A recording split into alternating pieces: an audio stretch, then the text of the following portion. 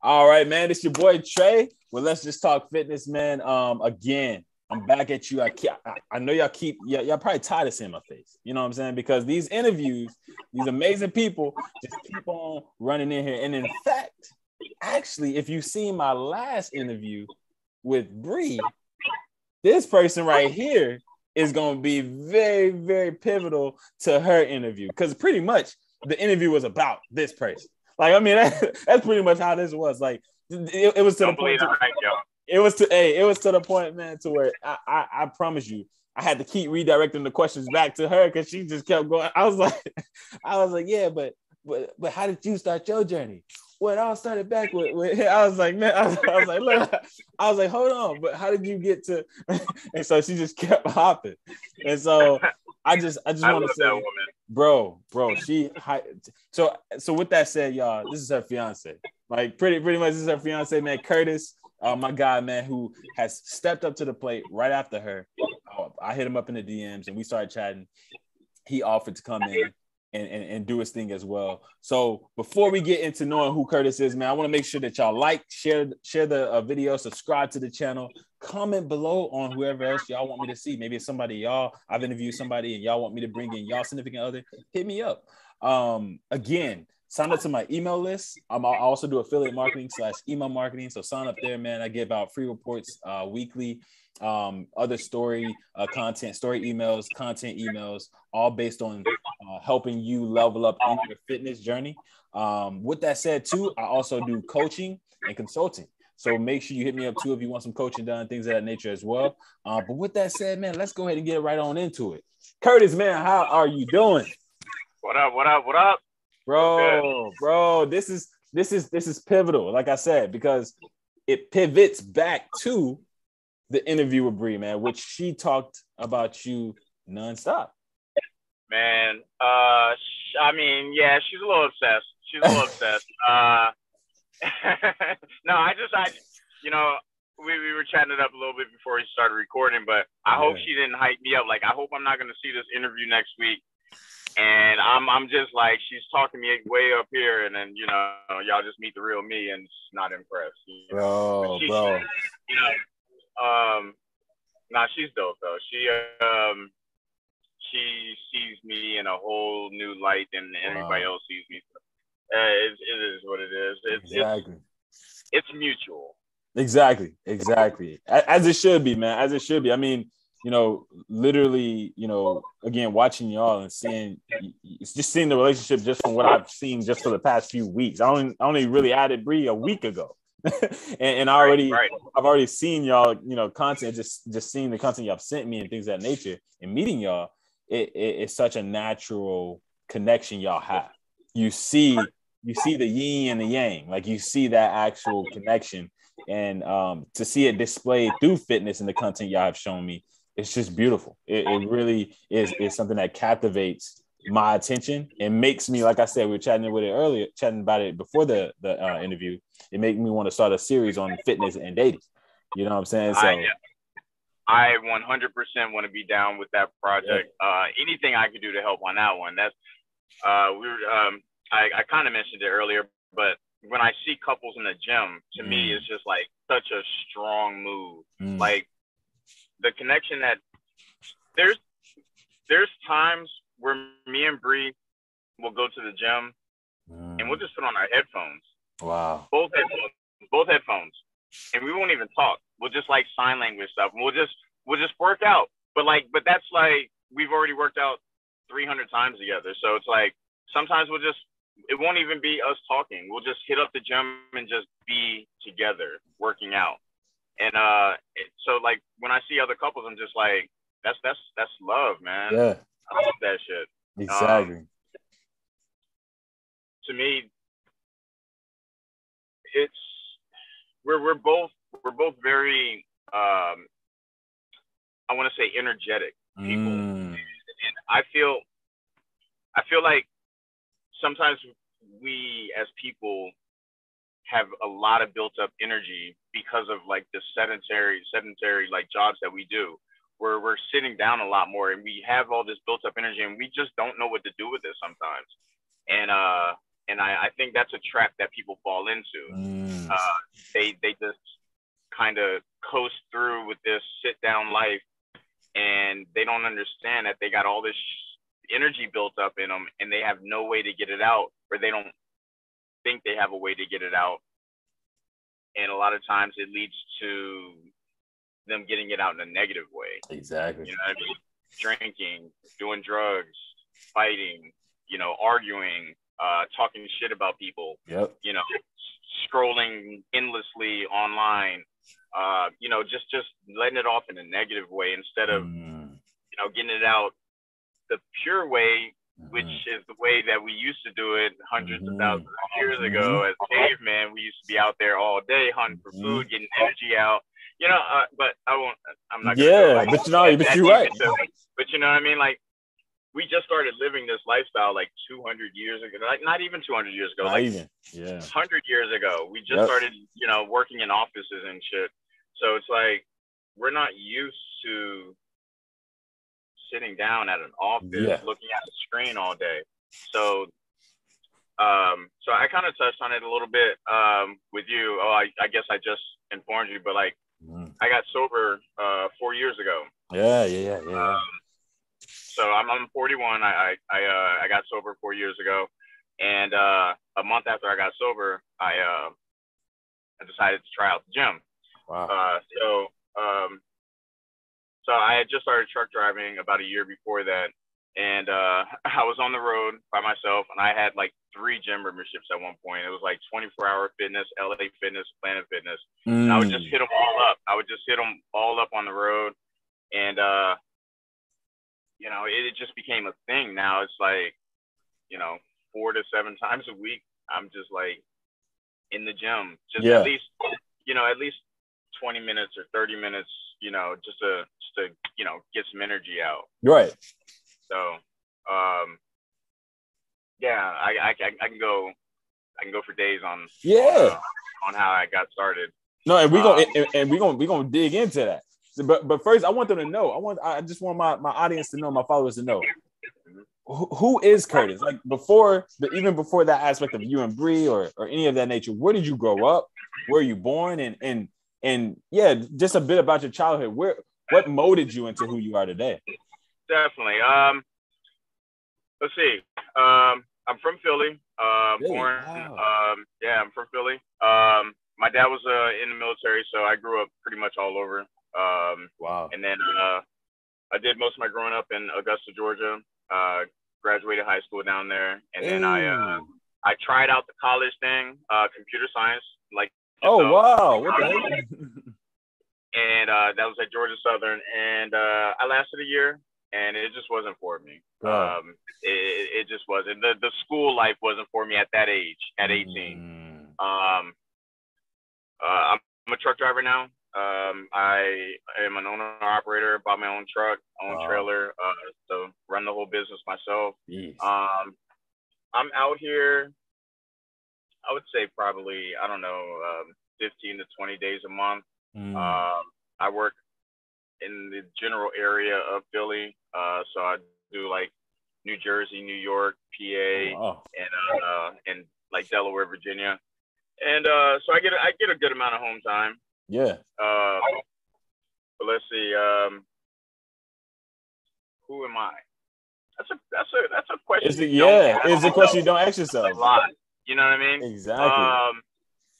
But I'm a regular dude, man. Like I don't look at myself as like some special dude. I love cooking. I love going to the gym. I play basketball. Which is something I just picked up a couple years ago when I first started going to the gym. What? You just picked up basketball? I was trash. Nah, bro. What? I was trash like 4 years ago when I started. Whoa. I was so when I got sober, I was 140 pounds, 5'11". Wow. I walk around right now at about 185, 190. Yeah.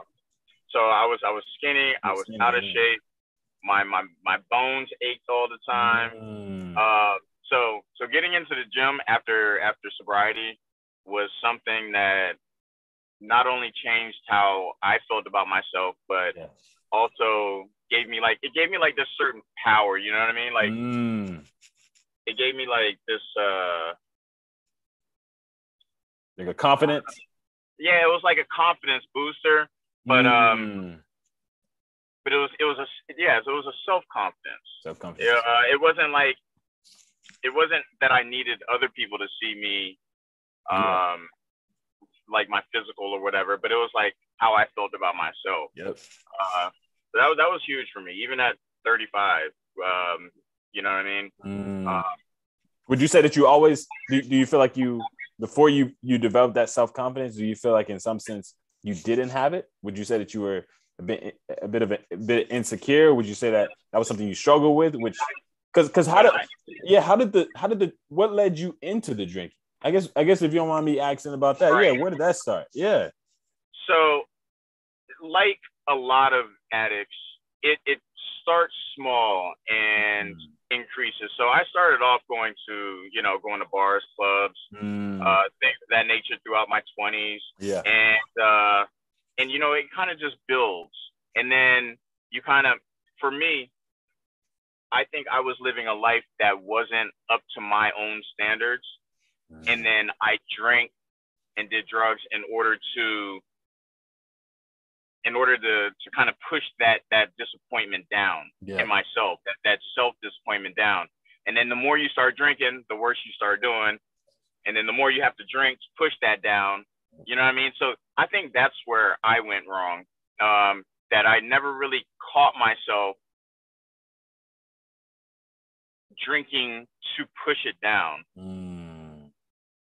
thinking that I was just drinking just because I wanted to. Exactly. You know what I mean?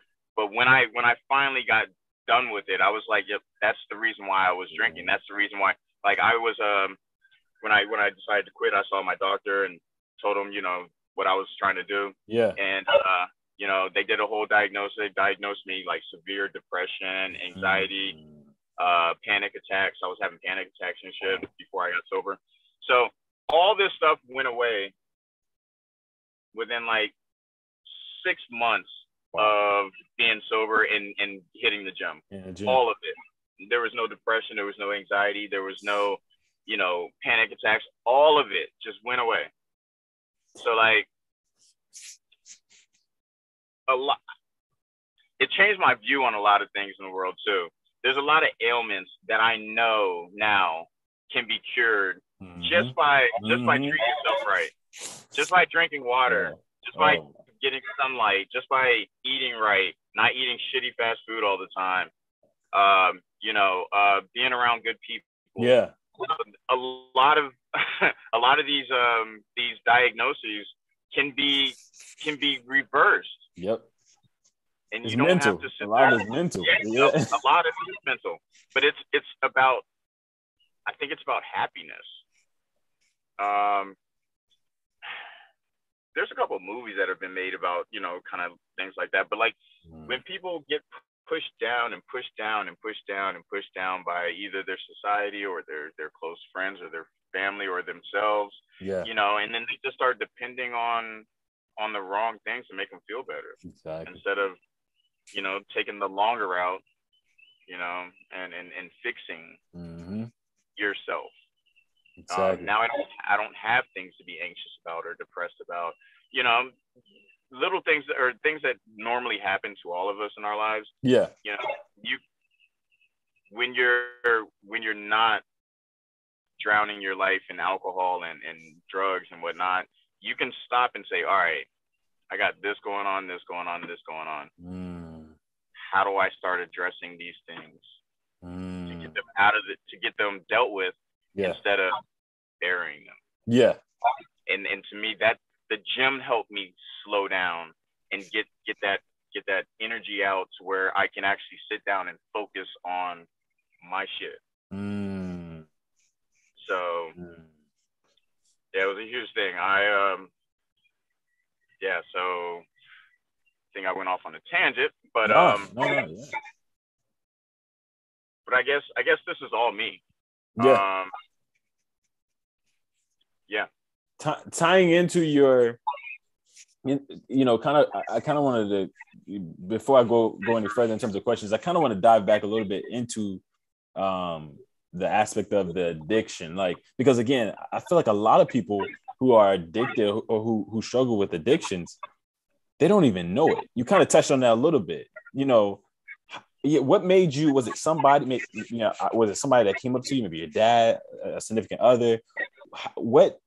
Maybe it was the top three things, or maybe it was something. What made you realize that this was an addiction? I was drowning myself, running from my problems. What made you realize that was what you were doing?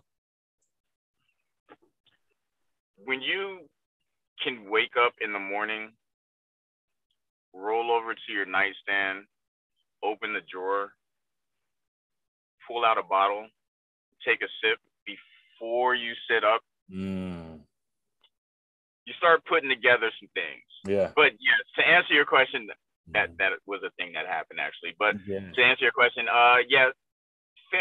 family and friends have said things. But I got to the point where I knew it. I had chosen a new career. I was truck driving, and I had already been driving for like a year and some change. And I had some close moments in that year and a half. I had moments to where I may or may not have. Yeah, I'm just not going to incriminate myself online. Yeah, no, I got you. Bad things could have happened had I not caught myself and gotten sober. Exactly. So, no, I knew I was going to build a career off this, so I knew I had to check myself. And I realized by putting a lot of stuff, like talking to my doctor, family, looking at my life, looking at where I was trying to be. I had a drinking allergy. Like I was allergic to drinking. Like basically, anytime. Like I never was like, yo, I'm so glad I drank yesterday. Right. So much better off today. I've never said that. So right. I've only said the opposite. So to answer your question, I talk to a lot of people. Mainly, one of my biggest resources, though, I really have a really good physician. So he helped me kind of get started on my sobriety. So when I first decided to get sober, I took some time off work. I had just got my truck, so I parked it. I went and checked myself into a rehab for a month, and my doctor put me on. He put me on a couple prescriptions for like anxiety and whatnot, and a alcohol blocker, which I can't remember the name of it right at this moment, but helped you with the cravings, which I only stayed on for a couple of months. Like I said, after I got sober, I really didn't have to take any meds. I stopped taking meds like 6 months after I got sober. So if you feel like you have a problem, people, anybody that's tuning in on this, talk to your doctor. Talk to your doctor first. And there's easier ways to go about this than cold turkey.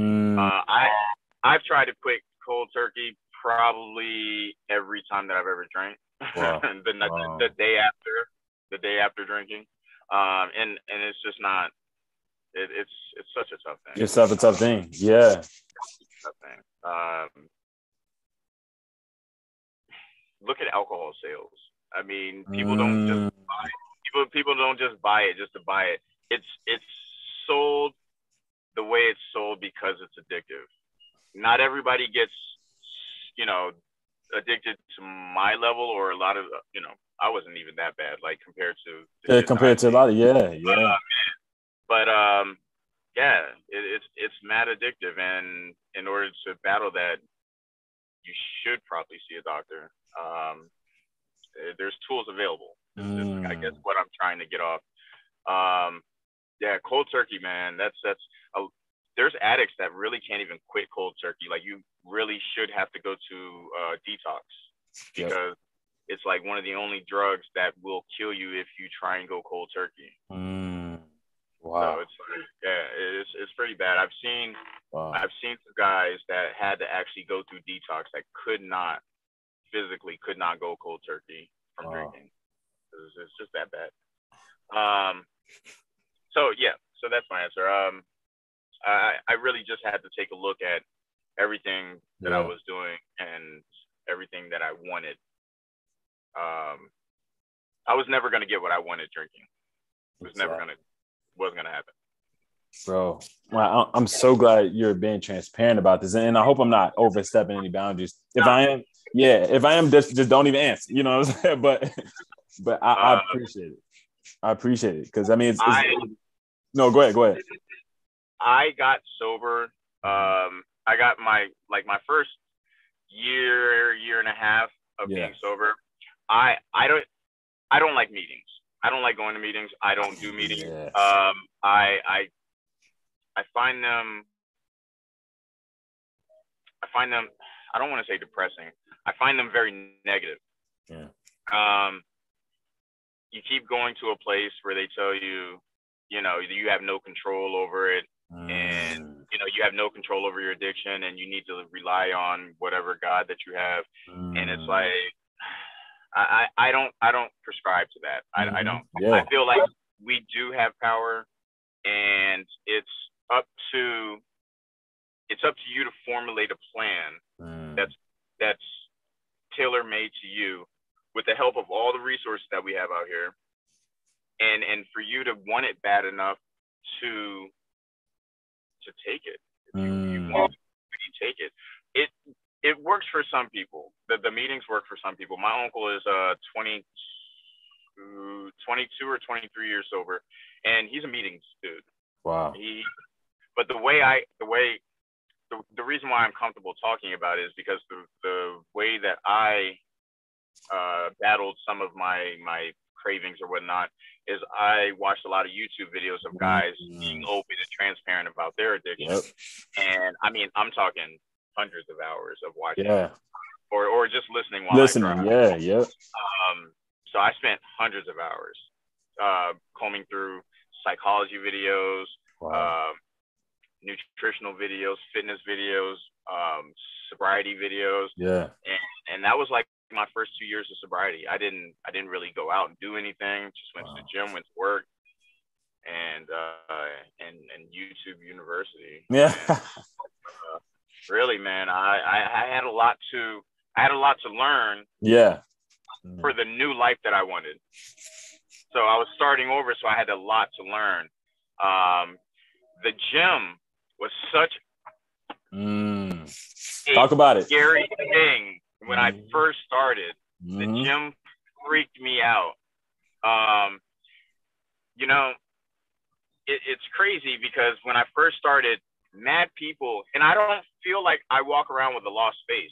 Like I don't look lost, but like a lot of people came up to me in random gyms and showed me things without me asking. Wow. So it was like I looked lost when I first got there. Not like random ass people like, do this, and I'm like, oh, hey, good looks. Hey, appreciate it. So it was a scary thing. Like I was skinny.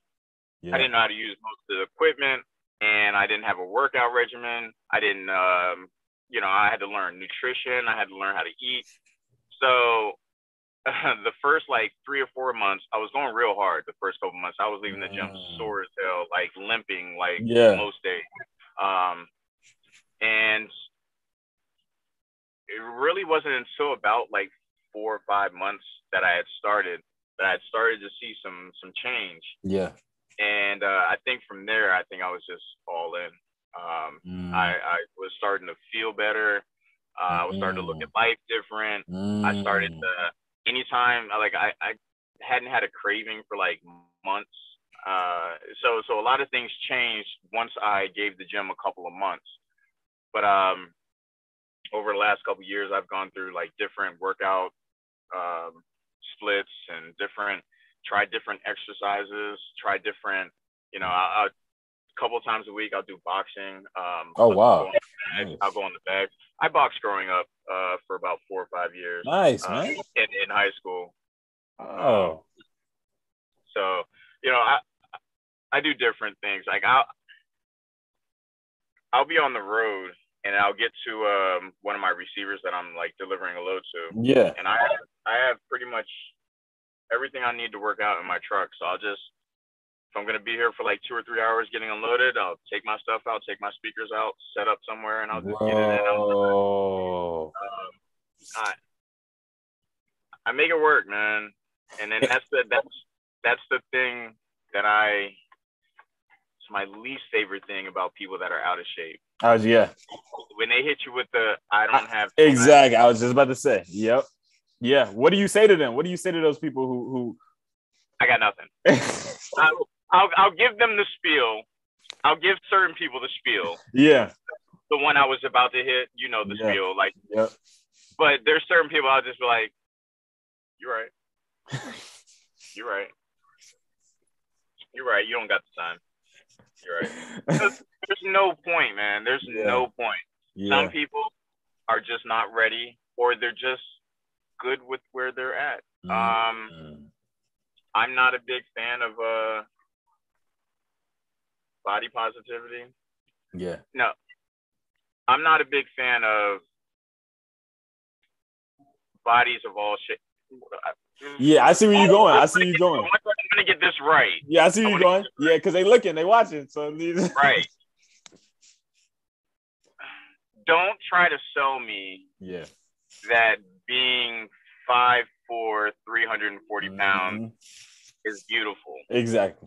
Don't try and sell it to me. Exactly. Because whether a person likes to look at it or not, it's not beautiful. It's not healthy. It's not. Yeah. You're gonna die. You're closer to dying. Die. Bree literally said you would say these things.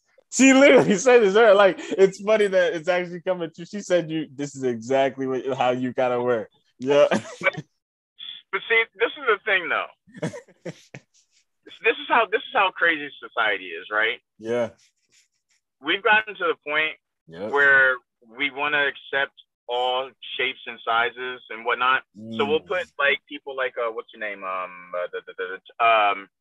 don't know if you know her, Tess Holiday, big plus size model. Yeah, I think I know her. Yep. We'll put her on the cover of whatever magazine.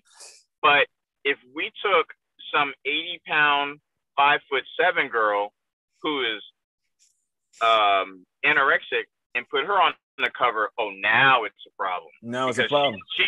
She's unhealthy. She's 80 pounds, 5'7". She's unhealthy. Exactly. But 5'2", 320. We need to love all bodies of all shapes. And they're like, come on, don't do that. Don't do that. Don't do that. I don't like it. Hold on, let me see if I can give you some light. Please keep going. I love, because this is something that I think people need to hear. Some people may think this is harsh. Some people may think that you're coming off, oh, Curtis, why are you? Some people will say this. I'm pretty sure when I cut this snippet out, there's gonna be a few people that are gonna be like, hold on now. But you're right. I think you're right. Keep going, man. Like, your perspective on this is great. I don't want to see, and that's the thing. I don't want to come off like I'm fat shaming or anything. Yeah. I don't feel like that's productive. I don't feel like fat shaming is productive. Yeah. But don't try and sell me on but my doctor says I'm healthy. Like, no, your doctor never said that. Stop it. Like, that's the thing. Like, I will never fat shame somebody to their face. No, but yeah, I don't believe in that. I don't subscribe to the whole fat shaming thing or body shaming, period. But if you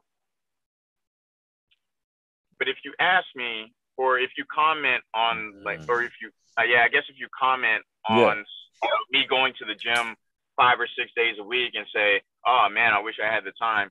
It's like, but you do.